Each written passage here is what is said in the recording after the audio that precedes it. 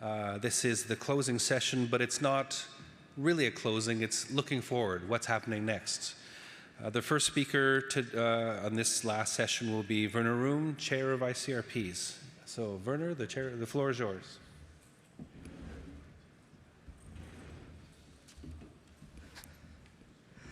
Well, thank you very much. This is the last session of this symposium, and Chris already mentioned it paves the way to the future somehow. So next steps in advancing the system of radiological protection.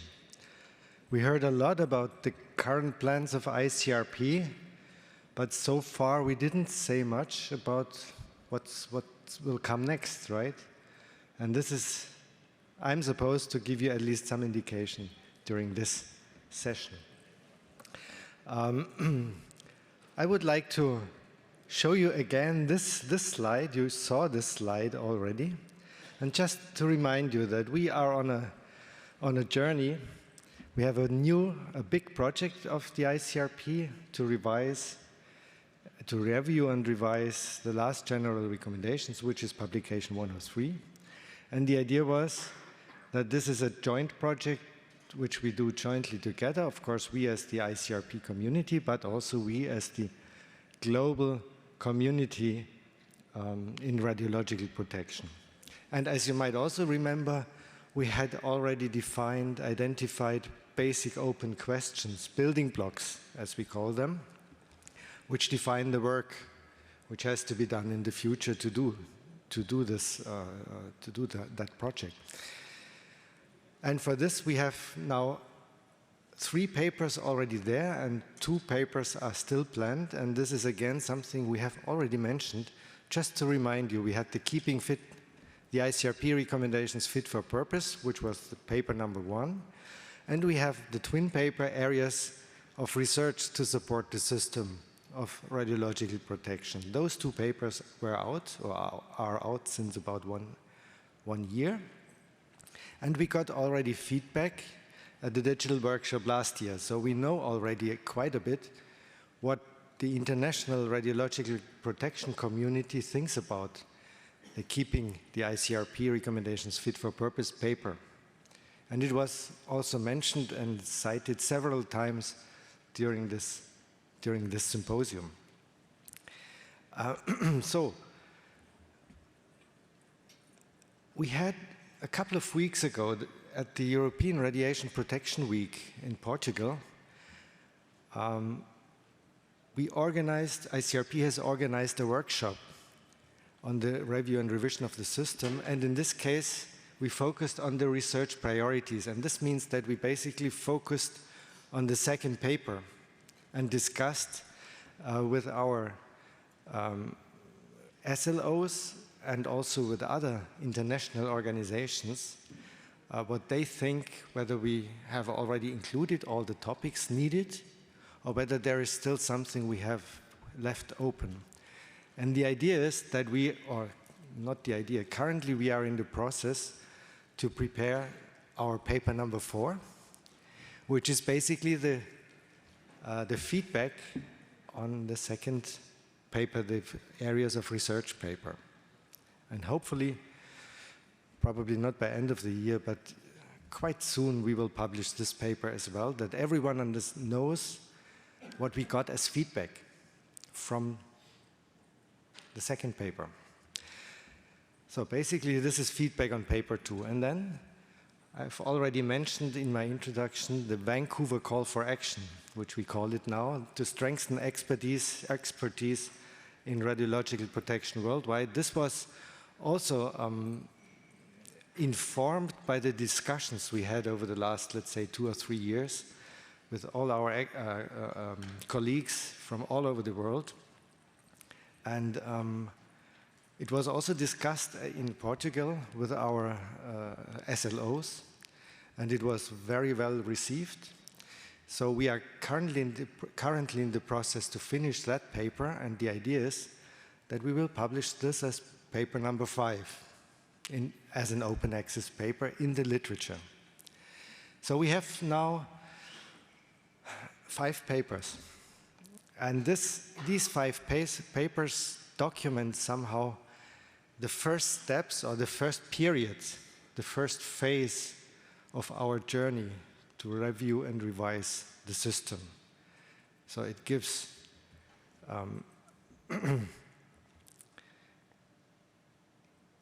it gives our ideas that we wanted to stimulate discussion, and then we collected what we learned. This is our first phase. In addition, at the meeting in Portugal, we discussed with our SLOs a list of additional topics. Topics we felt are in addition needed to what we discussed so far to continue the review and revision of the system. And this list of topics is informed by the discussions with our colleagues, with all the colleagues all over the world. And it was discussed again with our SLOs in Portugal. And again, at least this was our impression, this list was very well received. And it seemed to us that probably most of the topics were quite okay. It seems that we didn't miss any major additional topics so far. I mean, this can change, and if someone has a good idea, we are still open, of course. But at least the estuarial radiation protection workshop in Lisbon, at least for me, it was very encouraging. And my lesson, or the lesson I took home is that we are quite on the right track with the whole process. So it appears that with this, together with the key topics raised at this symposium, so we listen again very carefully, of course, that the first phase of the journey towards the review and revision of the RP system is now coming to an end. And this first phase was to publish ideas of the ICRP, the previous main commission, the current main commission, the current ICRP colleagues, to stimulate discussion among the international community, to collect the feedback, to listen carefully and collect the feedback. And this phase is now, I would not say complete, as I mentioned or as I emphasized. We will continue to listen and are open to any additional new ideas, but in principle, it seems, or it appears at the moment, that there's no critical issue, that we are not missing any critical issue at the moment. So what does this mean now? This means that we should now continue and start with the next phase. And this is what I would like to share with you now. So this is something which maybe will pave the way for the next years to come, for the future, for our journey. And this has very much to do with our active task groups. As you might remember, currently we have 30 active task groups. Already, I think, an all-time high number of task groups, Chris. I'm not so sure whether we have had ever more task groups so far. So it's quite an important, quite a high number already. And they deal with a lot of different issues. Now, if we try to think about which of those task groups actually are important and which of the task groups deal with those building blocks we have identified. Maybe this is not a complete list, but that's the same list, the same 30 task groups, and the blue ones are those who might contribute significantly on the way to review and revise the system. And let's briefly go through these task groups, because this already demonstrates that we are already doing something. So the phase, I mean, it's a simplified view that we have one phase and now the next phase begins. Actually, there is a continuous movement between the phases. So, Task Group 91, which has a long tradition already. Task Group 91 looks at low doses and low dose rate exposures. Obviously, what comes out from this work is very important for the future work, for our revision, for the review of the system. Internal dose coefficients, computational phantoms, and radiation transport deal with aspects, elements, which will be important.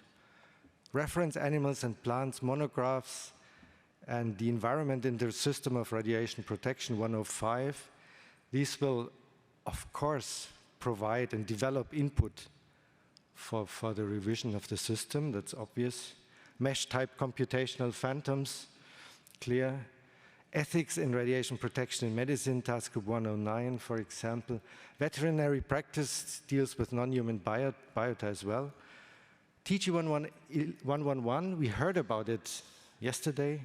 Individual response to radiation, a very hot topic, and it will still be interesting how we deal with, if we find something which supports individualization, how we should deal with that. Reasonableness and tolerability, that's obvious. Optimization, I mean, this topic we heard all the time. Risk and dose for astronauts, TG115. You might wonder a little bit why this is in blue here. This is a task group which seems to focus on a very specific group of people, but the questions behind are very interesting. For example, for astronauts, we have already some elements of individualization. And we would like to analyze this in more detail, because this could inform, for example, our work for the next system. Just to understand the problems, for example, or the concepts. You can individualize doses, or you can individualize risks. Then TG118, RBE, Q factor, and WR, radiation weighting factor. Diseases of the circulatory system, TG119, something where we are in close contact with UNSCARE, for example. TG121, and the next ones are all blue because they are quite new from this year, I guess, and so we have already decided to focus on new task groups which deal identified building blocks. So offspring and next generations, we heard about this yesterday. Detriment calculation for cancer, again, something which is really important. Classification of radiation-induced effects, I think there is no need to explain that. We heard about this yesterday again. The principle of justification, a more fundamental topic which we have to deal with. Ecosystem services, human biomedical research, and the last one, exposure situations and categories of exposure. So a lot of those topics we heard during the symposium again. And Jacques, maybe you're still here. Some of the babies you mentioned yesterday, I hope you find them here. So at least the ICRP babies. The other babies you talked about, let's keep them aside for the moment. But at least many of the topics you raised, we have task groups already in place, which have to look at that. But this is not the end of the story. And as I mentioned at the workshop in Portugal, we discussed additional topics together with our SLOs. And I would like to show you this list, together with a very, very rough timeline. You shouldn't take this too seriously. And even the list may change, but it may give you at least a glimpse on what we are thinking about. This list includes additional topics identified by the main commission over the last two or 3 years. So this list was continuously updated at every main commission meeting, and now, as I mentioned, discussed with the SLOs in Portugal. So the first group of topics may initiate this term, let's say maybe next year or the year after. And again, you shouldn't take this too seriously. These are just ideas, and we would like to be as transparent as possible and inform you. And maybe next time the list may already look different. Anyway, so individualization of dose, risk, and protection. We know that individualization of dose is a topic which, at least in principle, can be done. You can produce individualized phantoms, if you wish. Individualization of risk, very difficult. We have even established a working group of the main commission to start thinking on how to initiate this. So probably this will be a task group which we will initiate rather soon. A task group or topic, dose limits, protection of the individual, non-cancer effects beyond cardiovascular. This is also something which, as far as I know, ANSCA is thinking about as well. So this is another example where we could try to adjust our timing a little bit. Sources and impacts of uncertainties. We heard so often this symposium, uncertainties, how to deal with uncertainties, how to communicate them. So this is something we have already on our radar, and we will deal with this. And because it's obvious, it's important. And I personally was confirmed by the discussions we had, or we heard, by the contributions we heard during this symposium, that we have to do that. RP in space, I mentioned this already, so the idea is that a follow-up task group will be initiated to try to define the framework within radiological protection, the system of radiological protection, to protect this specific group. And there are a lot of things, as I mentioned. RBE is another example where we have to think about, and which it will also inform the rest of our discussions. Individualization as well. Other topics which may be initiated a bit later. As I said, don't look too much in detail on the timeline 25, 26. It's a very rough idea. Primary aim, human and environment objectives, so more a fundamental task group. The principle of optimization of protection, protection of other non-human biota. As far as I know, again, something which ANSCA is also thinking about, non-human biota, other non-human biota.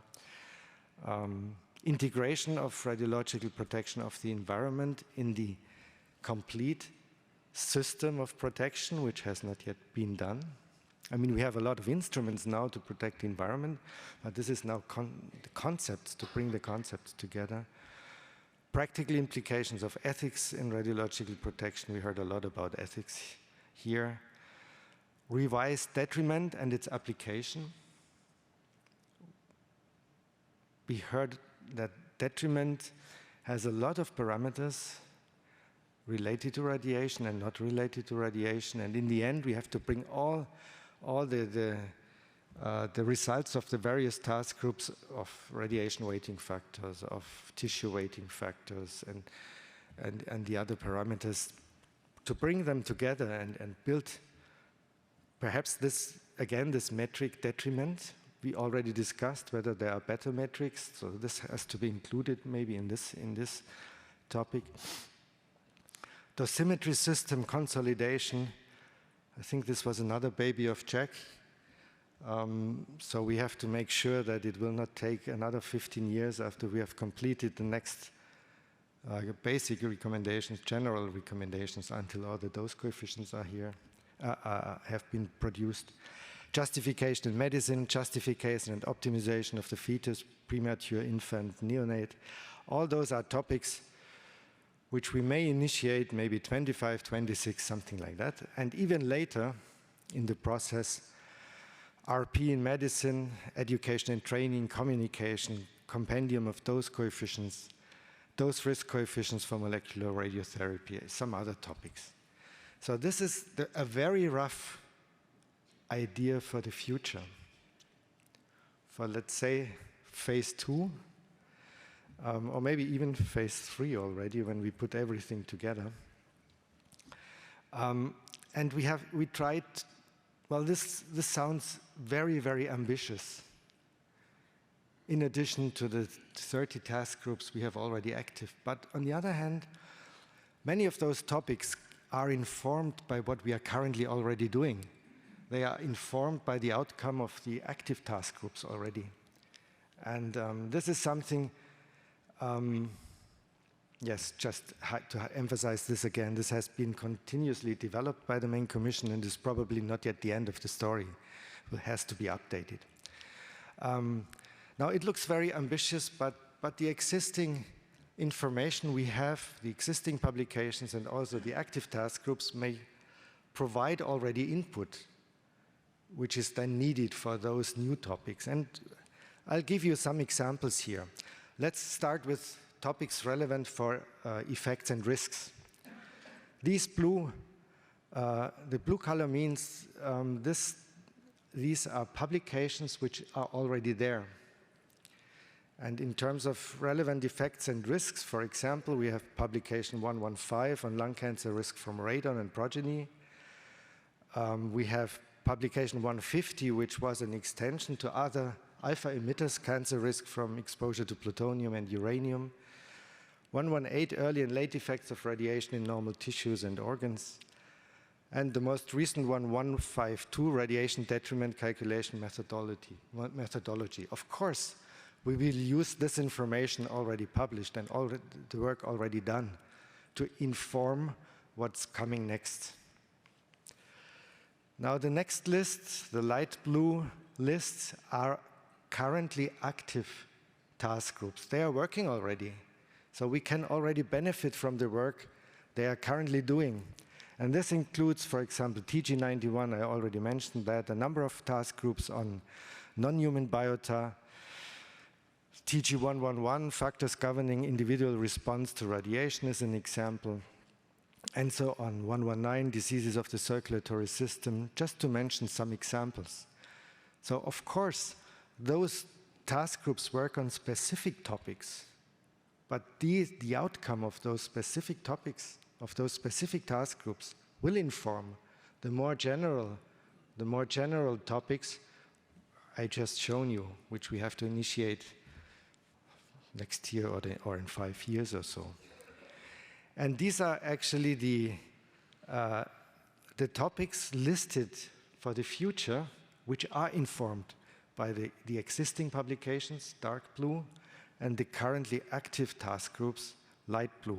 And in this case, just to show you this as an example, individualization of dose, risk, and protection is informed by the left blue list, dark blue and light blue. Non-cancer effects beyond cardiovascular is in part informed by the work which is currently ongoing. Sources and impacts of uncertainties requires input from these task groups and from these publications, or revised detriment and its application. So the planned new task groups or activities, they do not start from scratch. We have already something. And this is the way I think we can proceed without, I mean, it's a big effort for ICRP, as you know, but if we organize our work like that, I think there is a good chance that we can realize that. This was an example now, and this focuses on effects and risks. We did this exercise for other topics as well. This is, for example, dosimetry. Dosimetry Committee 2 is a very productive committee. They produced a lot of reports, the dark blue ones here, the list. And we have a number of active task groups dealing with dosimetry as well. And I will not go now into detail on all the individual task groups, but I hope you understand now the philosophy or the idea behind the arrangement of these topics. And in this case, for example, the following new topics will be informed by the dark blue existing publications and the light blue active task groups. Individualization of dose, risk, and protection, obviously. Sources and impacts of uncertainties, of course.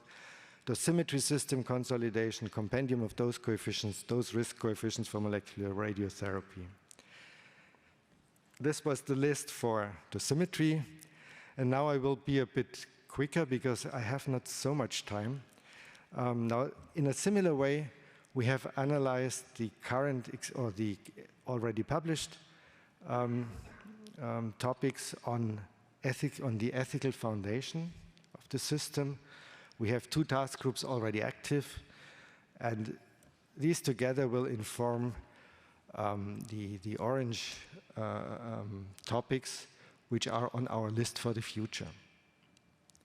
In a similar way, topics relevant for the environment, and you see again, we have already something in place. We have already a lot of information available. We have already task groups working on those topics.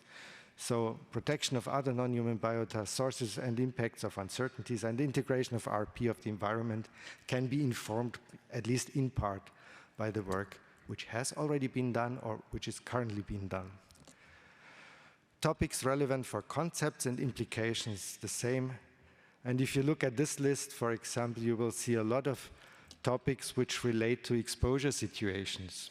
And again, this was a topic which we heard so often during this symposium as well. So we are already there. So we listened and we understand, and now we have to draw our lessons from what we learned. And again, of course, and I should also mention this and emphasize this, if we now establish new task groups on those orange lists, on those topics in the orange list, then of course the new task groups will start working, and as I mentioned in my introduction, they will work in a very transparent manner. So they will organize workshops, for example, open workshops, that again the whole community can firstly see what the task group is doing, and secondly provide feedback. So this is again something where we hope that this will be a joint endeavor. Well, I would like to come to an end already. I mean, my talk was supposed to give you some indications for the future. I hope you already got some, but this is not all. And another indication for the future is shown here, is hidden here actually on this map. I hope you all remember that at the welcome address 4 days ago, I mentioned that this symposium is what is the number? The sixth symposium of ICRP. And now if you look very carefully on the map, you see 7 flags. And this is already an indication for the near future. I will not say more because you can think about it now for a couple of minutes, and we will hear later what this means for the future of the symposium. And with this, I would like to finish my presentation, my outlook to the future, and I hope you got at least an idea what the future plans of ICRP, of the ICRP community is, and be sure you will be within the same boat, you will be informed, and you will have any possibility to provide feedback on all these different topics. Thank you very much.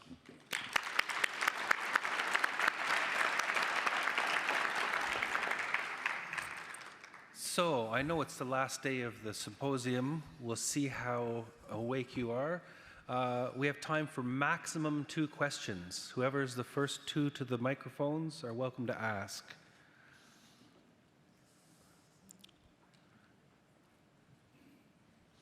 Please, go ahead. Thank you. Very nicely laid out. I saw on your one slide additional topics identified by the MC. In that section, you had mentioned communication, education, and training to initiate in the next term, 27-28. Why do you need to wait so long? Because communication, we heard very much. Doesn't that has to be starting now itself? To be honest, when I saw the list and prepared the slides, I also thought maybe we should, that's not the right order. Yeah. And I remember when we had our retreat from the German SSK on similar topics, then I talked to people from risk communication at a beer in the evening. And what I remember, from this was that they said, okay, whatever you do, you should always think from the beginning communication. And I think you're right. we should keep in mind that from the very beginning, whatever we do, we should keep in mind how to communicate this. If we do something very complicated, then maybe we shouldn't do it because we will not be able to communicate that. Yeah. Yes, this was a very, very useful Thank you. comment. Thank you. Yes, thank you very much. Is there one more question? I think everyone's afraid of slowing down the progress of the last session. In that case, thank you again, Werner.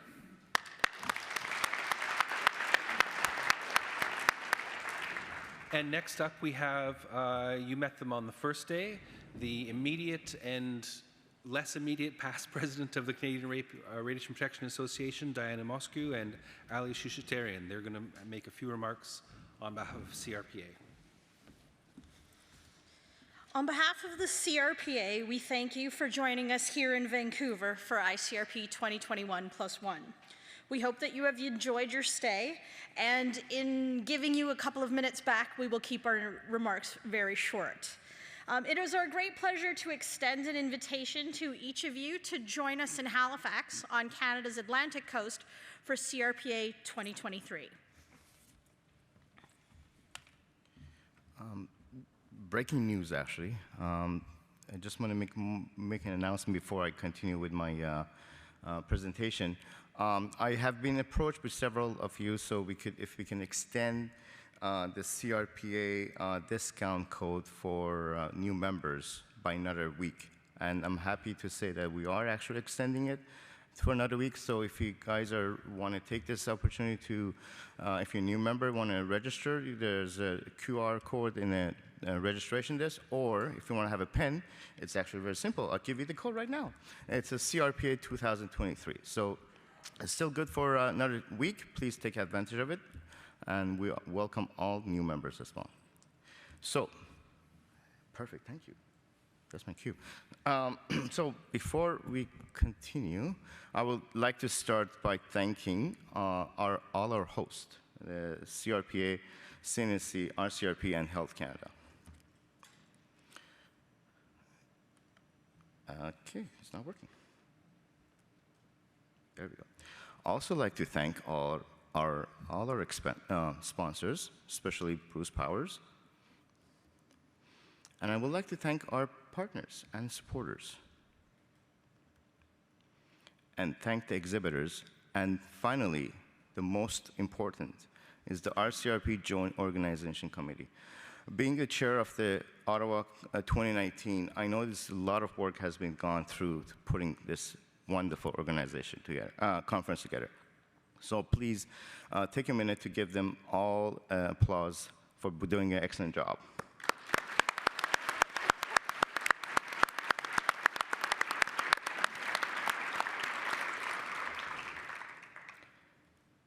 Now, let's look forward in the future, 2023. Halifax. Let's look at this nice video.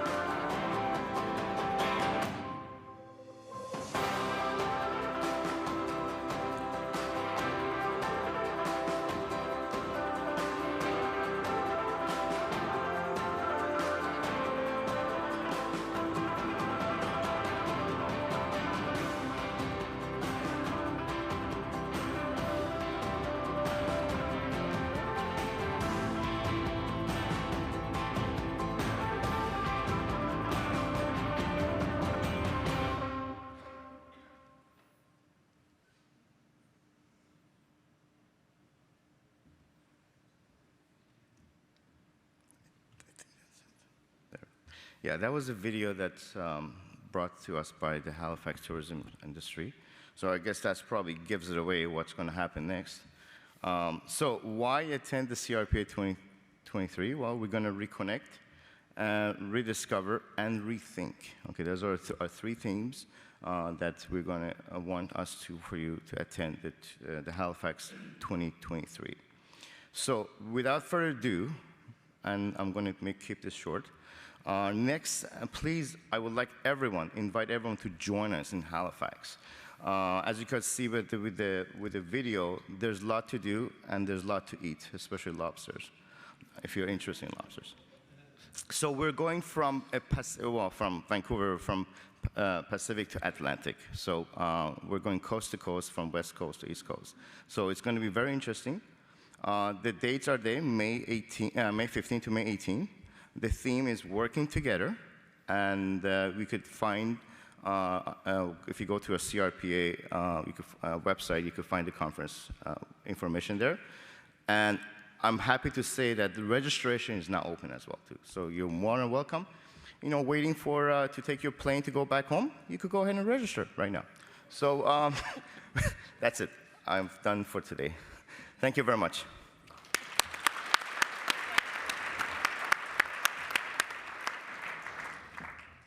Thanks very much. So if those of you who are coming next year, you'll get a coast-to-coast experience. It's fantastic. Just a quick housekeeping note. If this is your bag, or you can guess what's inside, come up to the end at the front, come up to the front at the end and I'll give it to you. It was found in the lobby outside. But just to the next speaker now. So the next speaker is Reiko Kanda from Japan. You can maybe guess what she's going to talk about, but I'll leave the mystery for a moment and let her describe. So, Kanda-sensei, the floor is yours.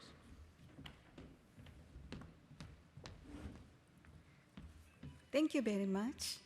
I'm Reiko Kanda, Deputy Director General of National Institute of Radiological Sciences of QST Japan. QST, i.e., the National Institute for Quantum Science and Technology, is very proud to serve as local host institution for the next International Symposium in Tokyo on November 6 to 9, 2023.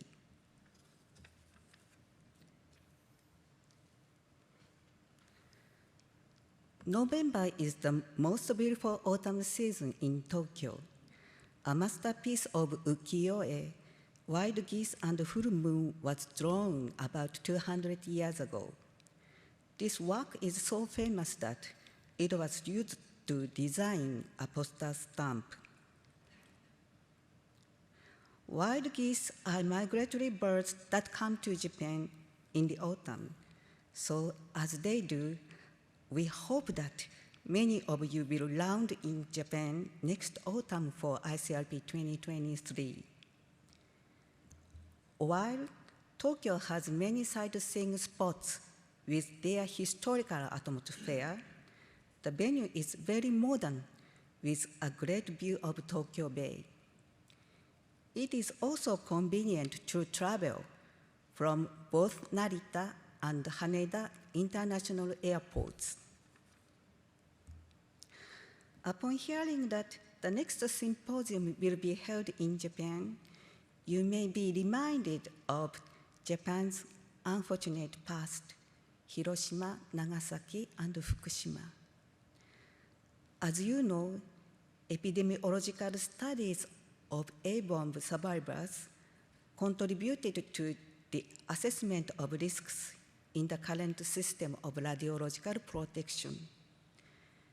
This is a ray of hope for us, as there have been many long sad memories. The recovery from the Fukushima accident is still in the middle of the road.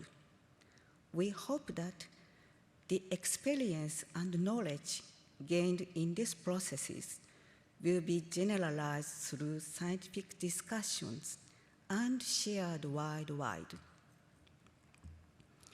On the other hand, Japan is one of the countries that benefit greatly from the use of the radiation. Radiology has a relatively long history in Japan. The first medical X-ray machine was installed in Japan in 1898. Domestic products were first set up about 10 years later. Today, radiation diagnosis is widespread and medical exposure is quite high. Thus, we are very proud to be the next host country. It is because Japan has a deep connection with radiological protection, and next symposium, ICRP 2023, will be an important milestone to review and revise the system of radiological protection. ICRP has started a major project to collect and reflect the views of the radiological protection community and beyond, with the aim of publishing new general recommendations in about a decade. In the course of these steps is the ICRP 2021+1 was successfully held to further develop the areas to be reviewed and revised. I would like to congratulate you. To promote this consideration, the Program Committee of ICRP 2023 decided that the theme phrase will be the evolution of radiological protection, science and beyond. The Program Committee of ICRP 2023 is currently selecting topics of interest, focusing on reviewing and revising the radiological protection system. I hope that ICRP 2023 will be a symposium of great significance in considering radiological protection, so every person will live with a peace of mind. The most difficult topic to resolve may be how to combat the decreasing expertise and resources for radiological protection. It's a common issue worldwide. However, it is necessary to consider solutions while taking into account the social structure of each country. Therefore, I think it is important to share good practices. To bring together the world wisdom in radiological protection, I wish you all the best and look forward to see you at ICRP 2023 in Tokyo next November. Thank you. I hope that it will be attractive to you all. See you next November in Tokyo. Thank you for your attention.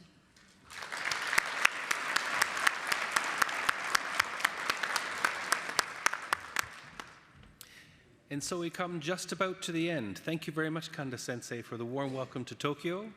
And the last speaker of the symposium is again ICRP Chair Werner Room. Werner, the floor is yours to complete the symposium. Yes, again me. And I have 30 minutes, I learned, but why are you laughing? I will show you a set of other slides, but not too long, don't worry. So the closing. I just want to remind you on the purpose of the symposium. So the purpose was to explain the ICRP plans for the future of the system of radiological protection to a broad audience, and this was indeed a broad audience. We wanted to discuss and get feedback on the ICRP plans for the future of the system of radiological protection. At the same time, I heard that ICRP should have been exposed to the Canadian situation in radiological protection, and indeed we were exposed in many ways, I think. But on the other hand, also to expose Canadian experts in radiological protection to the ideas of ICRP. And I think this was, at least this is my impression, very, very successful. I just remember the keynote from this morning. This was an interesting exposure, I would say, but very, very stimulating. And I think we should need more of such kind of a bit controversial discussions, because this helps clearing one's mind, and I enjoyed this very much, and I continued actually outside the room with this discussion. Okay, well, this was our topic of the symposium, the radiological protection, the next generation. And as I had explained in the welcome, next generation was meant at least twofold: next generation of the system, but also next generation of radiological protection experts. And in that way, the program was constructed. And I just remind you the topics, because those topics were very important for us, again, to listen. And you may have noticed that in the list of our future topics, many of those aspects are included. So this is, again, very reassuring, at least it was for me. Review and refinement of the fundamentals, emerging domains, and then involving young professionals, the second meaning of next generation. On Tuesday, we discussed on ethical considerations and implementation of the system. We had the student paper contest winners and the Cousins Award finalists. Again, this next generation of young scientists.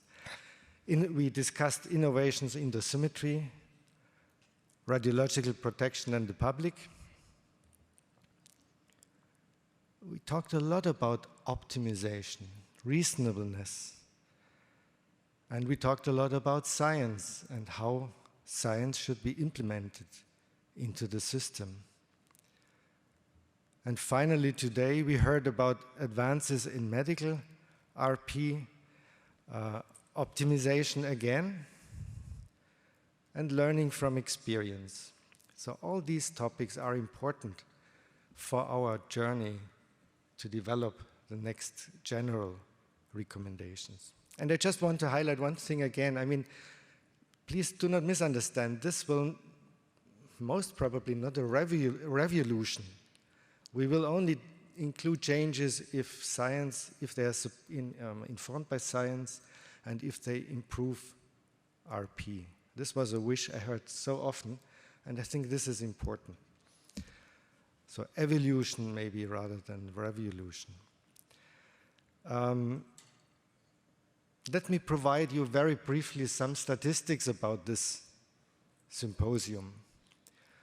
We had more than 400 on-site registrations and around 70 e-poster only access registrations. So altogether we had about 480 participants, which is really, really great. And maybe also due to the fact that Vancouver is such an attractive place, maybe also because it was the first time since 3 years that we could meet again. There are various reasons, but nevertheless, and it was a great success in terms, at least in terms of number of participants, registrations. Well, if we look at participants by country, this is also quite an interesting statistic. So by far, the most participants came from Canada. So we were truly exposed to Canadian radiological protection, and vice versa. United States, so North America together is of course the strongest participation. Asia was also quite strong, as was Europe, but there were many more countries. As I said, around 60 countries. We had registrations from 60 countries. I think this demonstrates that there is a lot of interest in radiological protection worldwide, and there is a lot of interest in reviewing and improving the system of radiological protection worldwide.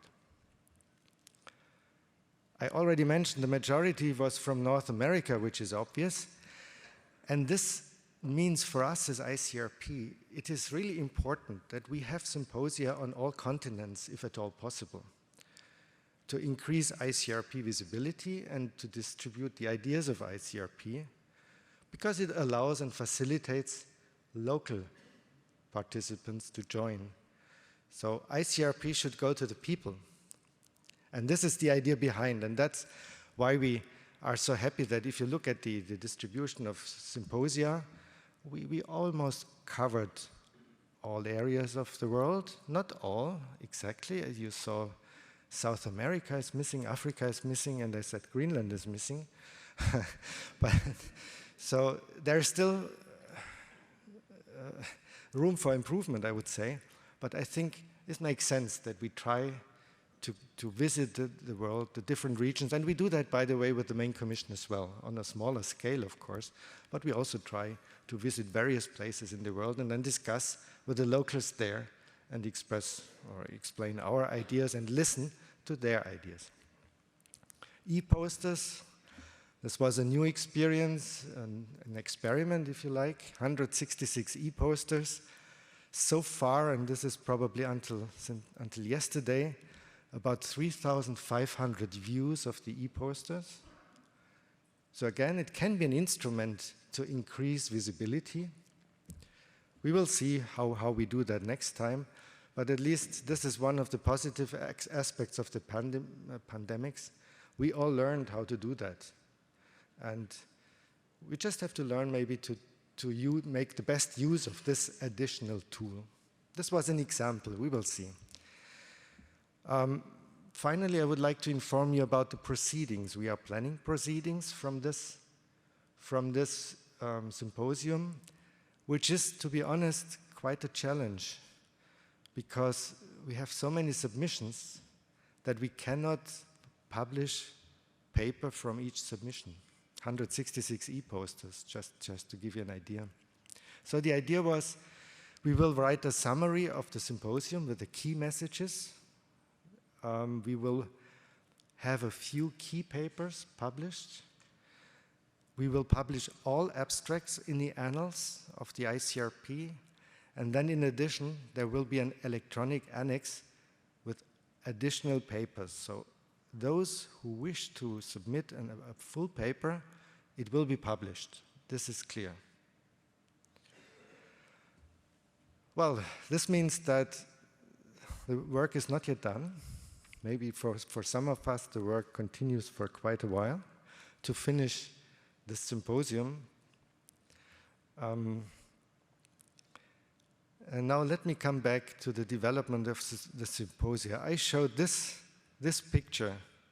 I showed this picture at my welcome address. Maybe you remember that at the very beginning. At the beginning, I wrote welcome to Vancouver. Now, I think we all should say thank you to Vancouver, to Canada, and thank you to our hosting organizations here and to the sponsors. I think we had a great time. It was fantastic, and it was a real success. This symposium was a real success, and I think this should be an applause to all those who made that possible.